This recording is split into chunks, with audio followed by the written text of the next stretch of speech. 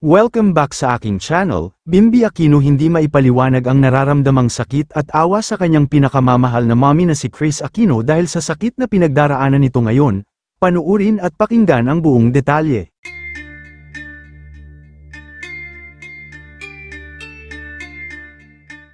Napakasakit nga para sa isang anak ang makita na nahihirapan ang kanilang magulang lalo na kung ito ay mayroong malubhang karamdaman na walang kasiguraduhan kung gagaling pa.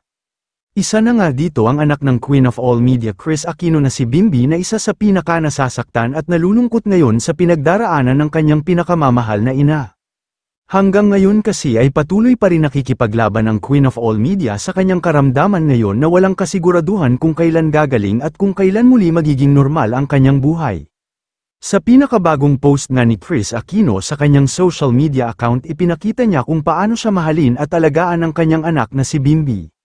Na kung makikita sa larawan, ay makikita na binubuhat siya nito habang papuntang CR dahil sa kadahilanan na hindi na siya makalakad dahil sa kanyang sakit. Gayunman sa kabila nga ng pag-post ni Kris patungkol sa kanyang kalagayan ngayon at pag-aalaga sa kanya ng kanyang anak, ay isiniwalat din ito na iniwan na siya ng kanyang fiancé na doktor. Pero sa kabila nga ng kanyang sakit na nararamdaman ngayon ay patuloy naman siyang lumalaban para sa kanyang mga anak na umaasa pa sa kanya. Kaya naman hindi siya sisuko sa hamon ng buhay at naniniwala siya na gagaling pa siya pagdating ng tamang panahon. At ayon pa sa ulat, ay sobrang nasasaktan at naaawa na si Bimby ngayon sa sitwasyon ng kanyang mommy, Pearl. Syempre naniniwala pa rin siya na isang araw magiging okay din ang lahat. Samantala, maraming kaibigan naman ni Kris sa showbiz ang lubos na naawa sa kalagayan niya ngayon. Hiling nila na sana daw ay bumalik na ang dating Kris Aquino.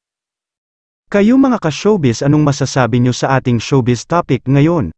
Kung may opinion kayo ay magkomento lang kayo sa aking comment section. At syempre kung bago pa lang kayo sa aking channel ay mag-subscribe na kayo para lagi kayong updated sa mga showbiz trends na ina-upload ko. Maraming salamat po.